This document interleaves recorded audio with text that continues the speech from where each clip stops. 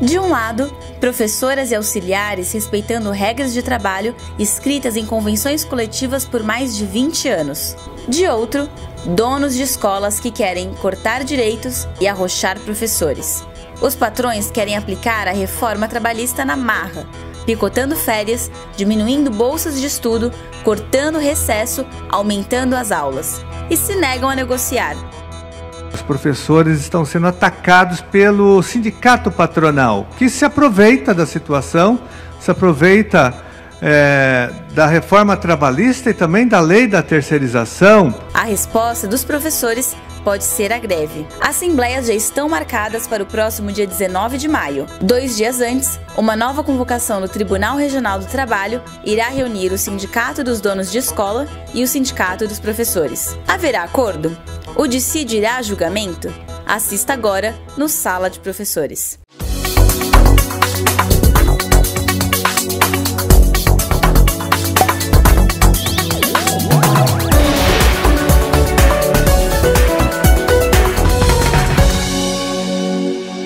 Esse é mais um Sala de Professores, que é o programa da FEPESP. Como sempre, agradecemos imensamente a sua audiência e a sua participação. Críticas, sugestões, novas possibilidades, fepesp.org.br. Participe, critique, sugira. Hoje estamos aqui para discutirmos a questão das negociações coletivas que envolve a renovação da Convenção Coletiva de Trabalho de Professores e Auxiliares de Administração Escolar das escolas particulares do Estado de São Paulo do ensino básico, desde a educação infantil até o ensino médio. E para isso a gente vai trocar uma ideia aqui, bater um papo, conversar com o professor Luiz Antônio Barbagli, que também é vice-presidente da FEPESP e é presidente do Sindicato dos Professores de São Paulo. Tudo bem, Luiz? Tudo bem, Celso. Boa questão que nós estamos trazendo nessa mesa. Realmente é uma situação extremamente delicada. Os patrões estão mostrando uma intransigência muito grande, sem fundamento técnico, porque é um momento de transição, e nós estamos acompanhando a nossa briga, a nossa luta permanentemente juntos para ver se chegamos a uma situação de solução desse problema que está posto pelos patrões. Então, é importante a gente colocar, e aqui nós vamos bater um papo mesmo e nos completar e nos complementar nos comentários. E espero que com isso vocês, os nossos colegas, os companheiros todos, fiquem esclarecidos sobre essa situação, né? Então, o problema que nós estamos passando aqui é em relação, basicamente, à implementação e à implantação da nova lei, que foi chamada de reforma trabalhista, que alterou basicamente quase 200 artigos da consolidação das leis do trabalho. Com isso, a nossa categoria, a categoria dos professores e dos auxiliares da administração escolar, é a primeira categoria de grande porte a enfrentar essa dificuldade de ter uma negociação coletiva sob as novas regras trabalhistas, que, teoricamente, segundo todos os comentários da mídia, da grande imprensa, promovem uma grande flexibilização nas relações do trabalho. Muitos até chegam a dizer que aí os trabalhadores teriam uma maior possibilidade de acertar as regras do seu trabalho com os seus empregadores. Nós, particularmente, consideramos que essa flexibilização traz uma precarização. Grandes categorias, categorias numerosas, que também estariam sujeitas às novas regras e que estariam discutindo aí as questões, as convenções coletivas e tal, adiaram essa discussão. A nossa foi a primeira. E por incrível que pareça, os mantenedores das escolas particulares resolveram enfrentar essa questão com uma pauta de reivindicações. Como é que foi isso daí, Luiz? Explica um pouquinho aí pra gente. Na realidade, no nosso entendimento, está havendo uma confusão muito grande entre a reforma trabalhista e a convenção coletiva de trabalho. Porque a reforma trabalhista, a reforma não impede a existência da convenção coletiva. A convenção deve existir até para que depois, eventualmente, venham ser aplicados pontos da reforma. Em nenhum momento da reforma ela tirou a possibilidade da existência da convenção. E esse problema aqui está meio sem ser entendido pelos patrões. Então, nós temos que trabalhar pela convenção, sim, que é o melhor caminho, apesar de nós termos também instaurado o dissídio coletivo, que nós vamos também falar sobre esse assunto já, e, em cima disso, verificar os pontos que a reforma poderiam trazer. Ficou uma situação de que a reforma realmente acaba com todos os direitos, o que não é verdade.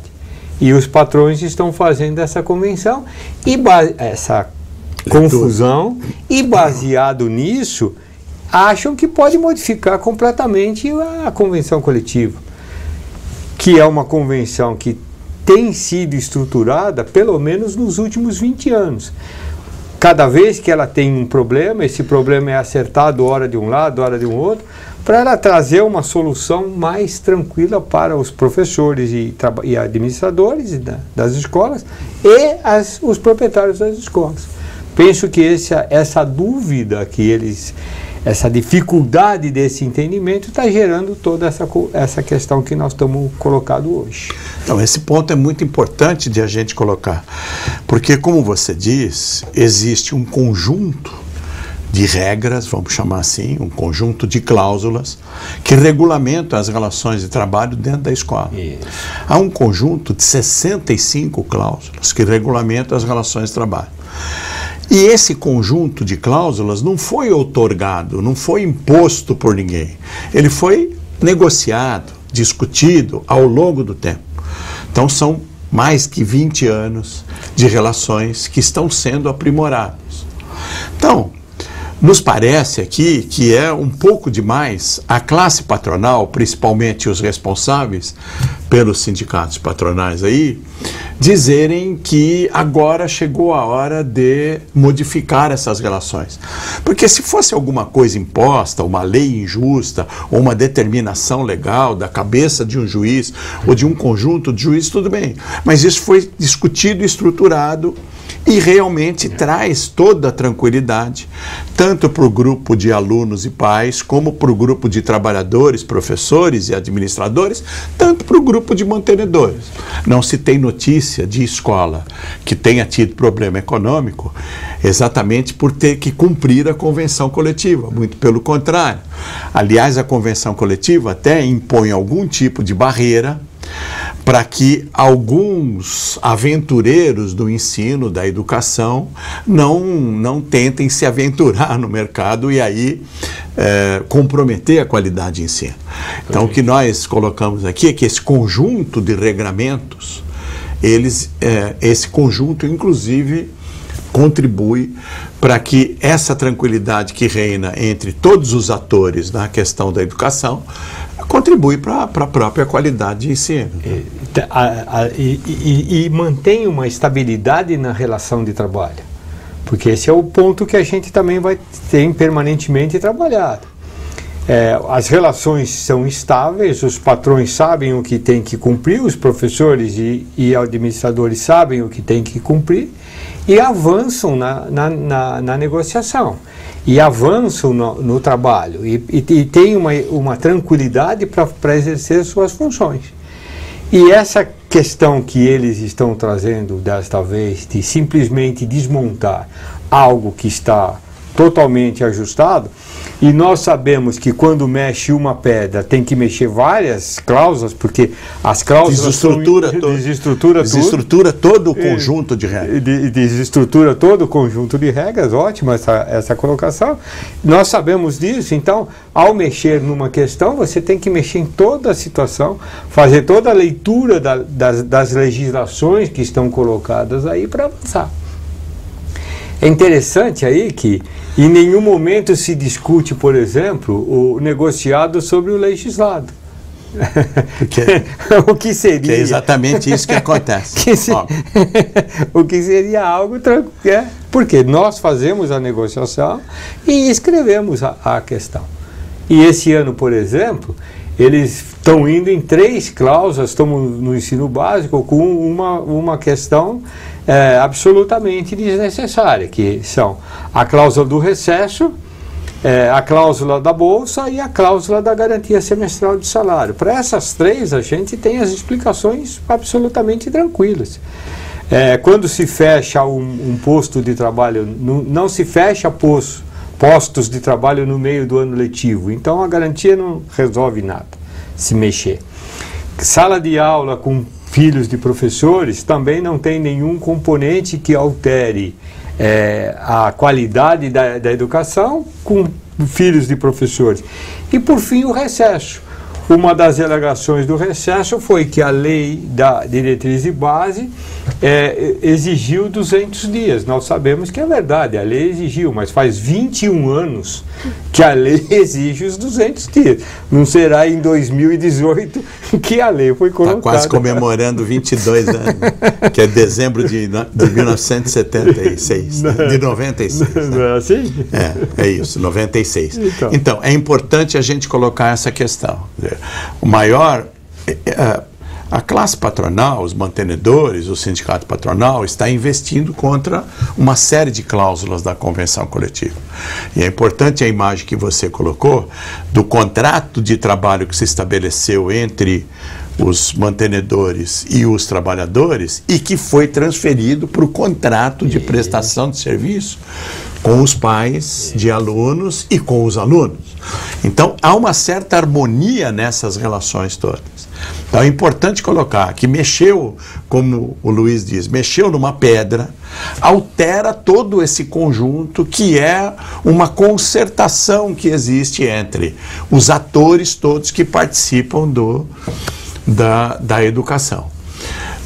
Mas esse é um assunto que eu gostaria de levantar no início do próximo bloco, sobre a questão do recesso, da garantia semestral e das bolsas de estudos oferecidos a dependentes e professores. O papo fluiu muito tranquilamente e aí o tempo também transcorreu rapidamente. Espero que você também esteja gostando dessa conversa, esteja sendo esclarecido e fique mais um pouquinho aí, porque a gente volta já já. Até já.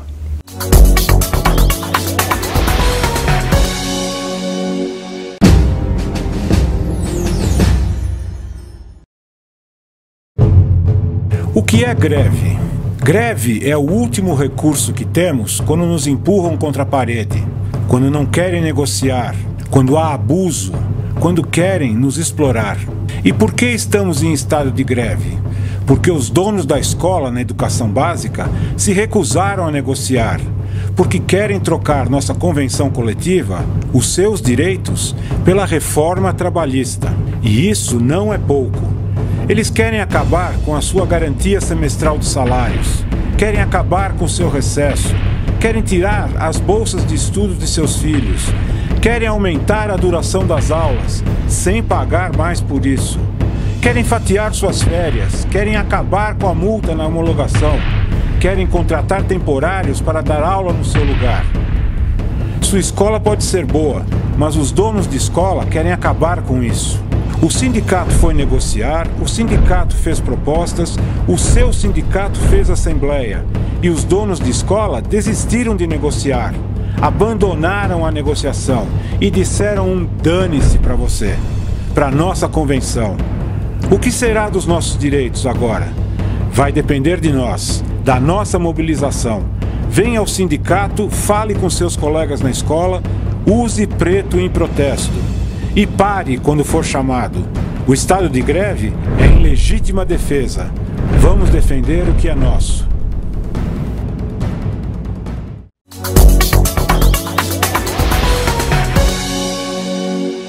Pois bem, estamos de volta ao Sala de Professores, que é o programa da FEPESP, sempre agradecendo a sua audiência e a sua participação. Hoje aqui com o professor Luiz Antônio Barbagli, vice-presidente da FEPESP e presidente dos Sindicatos Professores de São Paulo, batendo um papo, conversando, esclarecendo sobre a questão que está posta nas negociações de renovação da Convenção Coletiva de Trabalho das escolas particulares de ensino básico. Sempre é bom lembrar, ensino básico desde a educação infantil até o ensino médio.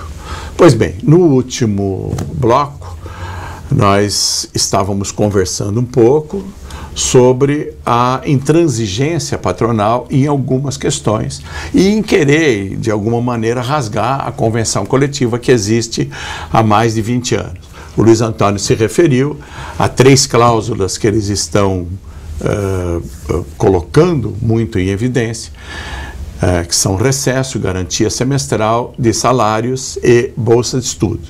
É importante também colocar que essas 3 que estão colocadas como uma espécie de peça de resistência da classe patronal, estão acompanhadas por outras também que aí desregulamentam muito mais, como, por exemplo, duração de hora-aula, irredutibilidade salarial e outras coisas mais. Mas essas cláusulas são as que estão sendo muito mais focadas na mesa de negociações. Garantia semestral de salários, como diz o Luiz Antônio, é uma característica da nossa categoria e também tranquiliza o meio acadêmico. O professor não é demitido em meio ao semestre, os alunos não, o curso não tem solução de continuidade e é lógico que está resguardado qualquer problema mais grave que venha a existir na relação empregado e patrão, óbvio. Também a questão do recesso. Bom, os professores do ensino particular só ganham no momento que eles estão dando aula. Então, toda a parte de preparação, de correção de exercícios, preparação de atividades, projetos interdisciplinares são feitos fora do horário de trabalho e é importante, sem remuneração. Bom, nós temos 30 dias de férias coletivas e também a convenção coletiva nos garante 30 dias de recesso. Esses 30 dias de recesso não são férias, são tempo que o professor precisa exatamente para preparar o seu curso do ano seguinte. Porque a partir do momento que ele entra na escola, toda a sua atividade está voltada aos alunos, aos professores. A parte nós chamamos aqui até de ócio criativo, que é da preparação, da própria cultura individual do professor e a preparação das aulas, é feito no período de recesso, que geralmente é no início de ano. Tirando o período das festas natalinas, tem o quê? Mais 15 dias? Sim. 15 dias de preparação para o novo ano letivo, porque ele já entra no planejamento e já vai dar aula. E a questão de bolsas de estudos, na nossa concepção, deveria ser um orgulho para os mantenedores, claro, que os filhos dos professores e dos seus funcionários estudassem na própria escola. Aliás, é um aval para que os outros pais de alunos coloquem os filhos naquela escola.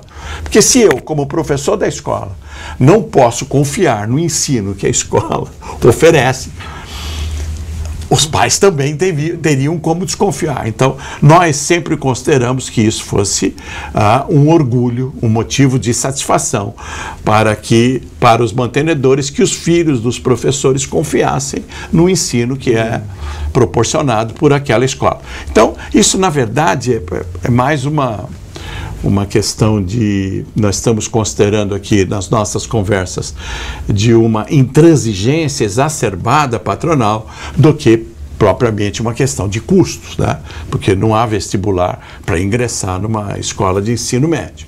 Bom, mas com essa intransigência toda e colocando em outras cláusulas, as negociações coletivas que começaram no final de janeiro não avançaram.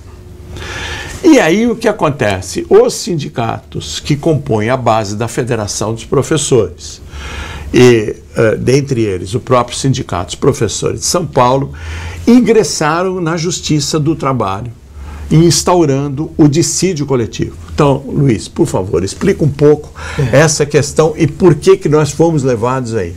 Nós fomos levados a isso a partir do momento que os patrões não quiseram renovar a cláusula de prorrogação da convenção coletiva. E por que precisava prorrogar a convenção coletiva? Porque nesse momento, aí aproveitando a atual lei, a nova lei, né, trabalhista, as cláusulas elas vigem até o último dia da convenção, que no nosso caso foi 28 de fevereiro.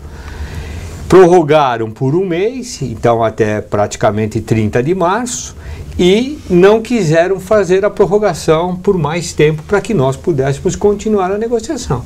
Sempre lembrando que o nosso espírito é o espírito da negociação. A negociação ela é muito mais difícil de ser feita do que o judiciário, porque a negociação nos obriga a ter a responsabilidade de assinar a convenção. Então, nós sempre fomos favoráveis à negociação. E assinando a convenção, nós temos a responsabilidade de cumpri-la. Não é verdade? Exatamente. Que não é assim, não vou cumprir porque o juiz mandou, eu vou interpretar uma vírgula, um ponto e vírgula. Nós sabemos o que nós acertamos para fazer, combinamos o que nós escrevemos para fazer, exatamente. E o que é combinado não é caro. Ponto final. Então, como eles não quiseram fazer a prorrogação... Então, desde 30 de março, então, teoricamente, as cláusulas não valeriam mais e aí seria terra arrasada. Terra arrasada, isso, é exatamente isso. Então, nós acionamos o judiciário num primeiro momento para que a convenção fosse prorrogada por mais um período. E na mesa de negociações, aparentemente, houve uma concordância de que esse período seria prorrogado por mais 45 dias. Inclusive com uma proposta do próprio presidente da audiência de conciliação. Quem fez a proposta foi o presidente da audiência, que é o vice-presidente do tribunal. E nós, trabalhadores, prontamente concordamos, que era o objetivo de chegar lá. Então, era exatamente para nós, era isso. Para nos dar tranquilidade de continuar negociando. Aí, no instante seguinte, os patrões disseram que não iriam fazer a prorrogação. Então, a pedra do movimento, o movimento para o tribunal ficou mantido. Porque o que vai acontecer? O tribunal ele vai julgar, o juiz faz o julgamento e nem sempre ele atende às cláusulas do jeito que as duas partes querem, não é só uma parte. Que as duas partes combinaram. As partes acordaram há mais de 20 anos. Ele pode modificar da forma que ele achar mais prudente, achar mais interessante. Ou achar melhor. Ou achar melhor. O interessante ou da cabeça no caso dele. É melhor, da cabeça dele. Então isso torna a coisa um pouco mais delicada para nós, porque nós não temos a ideia do que poderá sair dali. Porque o próprio tribunal segue as regras do tribunal. Quando ele julga o dissídio, ele tem algumas súmulas que ele alguns segue. Precedentes. Exatamente. Que norteiam os julgamentos em geral, para todas as categorias. Todas as categorias. Sejam elas de professores, engenheiro, pedreiro, metroviário, etc. Porque ele não é obrigado a saber a diversificação de cada categoria. Sim. Então isso torna a coisa mais difícil para nós. Bom, mas eu entendo e acompanho você nesse raciocínio, eu sei, é nosso raciocínio, que nós continuamos querendo reabrir as negociações, porque é o caminho melhor para nós, é onde nós também temos que assumir a responsabilidade de ter chancelado aquele acordo, que nós chegamos a um termo. Então, a questão de levar ao tribunal é exatamente para garantir que qualquer que seja a decisão, ela retroaja a 1º de março. Porque, senão... Porque na mesa você também garantiu a database. Não, nós também garantimos a database, mas veja, se ficasse nessa indefinição, as cláusulas não valendo, talvez uma das propostas de negociação fosse, bom, então começa a valer a partir de tal momento. Nesse caso não, nós ingressamos no tribunal exatamente para garantir que qualquer coisa que seja acertado passe a vigir a partir de 1º de março. Então não haverá solução de continuidade. Bom, diz o Luiz aqui que ainda nós estamos abertos à negociação. Sim, porque nós estamos aqui reafirmando o posicionamento de todos os sindicatos, de todas as assembleias que já deliberaram, de praticamente 90% do conjunto de trabalhadores do Estado, que é melhor acertarmos uma negociação coletiva, uma convenção coletiva negociado a confiar numa decisão judicial. Porque decisão judicial pode ser interpretada de maneiras diferentes, há recursos, etc. Então, nós acreditamos sempre na negociação. Mas é bom que se diga também para os nossos amigos que estão nos prestigiando com a audiência, de que a situação está difícil. Não há sinalização por parte patronal, até o presente momento, de uma possibilidade de reabertura de negociações, a não ser com essa intransigência em relação a algumas cláusulas. Muito bem, nessas condições, nós, a continuar neste procedimento, há um prazo para que os patrões, os sindicatos patronais se manifestem, depois vai haver um prazo para que nós nos manifestemos e um outro prazo para o Ministério Público se manifestar. A continuar nesse procedimento, a convenção coletiva, os nossos regramentos deverão ir a julgamento. Então, neste caso, como disse o Luiz Antônio, o julgamento não é específico dos professores. O julgamento é um posicionamento do tribunal com relação a todas as categorias de trabalhadores. Lógico que, teoricamente, há uma tendência a preservar cláusulas pré-existentes, principalmente cláusulas com uma duração aí de muito mais de 20 anos. Mas também há a possibilidade dos juízes interpretarem de outra maneira, né? Para finalizar a questão, Luiz, aqui para concluirmos essa conversa, quais são basicamente os posicionamentos do tribunal em relação a algumas questões específicas, duração, cláusulas, etc. O que o tribunal tem decidido a esse respeito? Eu penso que duas coisas nos pegam bastante. A primeira é a duração, porque geralmente quando nós fazemos as convenções, nós fazemos por 2 anos. Seria ótimo nesse período de transição, que até de aplicação da lei.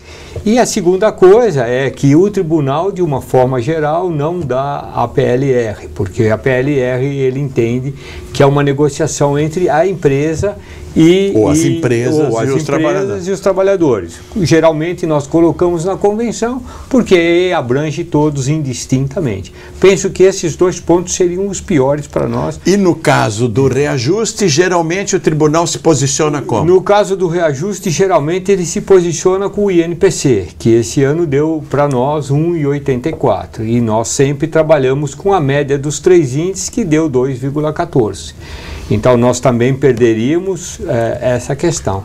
Num ano de inflação baixa, nós sempre achamos que seria tranquilo fazer a convenção coletiva, e a história está mostrando que é diferente. A decisão das médias vem no sentido de que alguns índices podem sofrer algumas variações em alguns anos, mas a média dos 3 índices retrata muito melhor a inflação do período, que é o que vem acontecendo nos últimos 20 anos. Tá bom? Então, basicamente é isso. Essas são as diferenças. Queremos reafirmar que nós estamos dispostos a reabrir as negociações, porém não a qualquer preço, né? Sempre preservando as condições mínimas de trabalho dos docentes e dos funcionários não docentes das escolas particulares do ensino básico de São Paulo.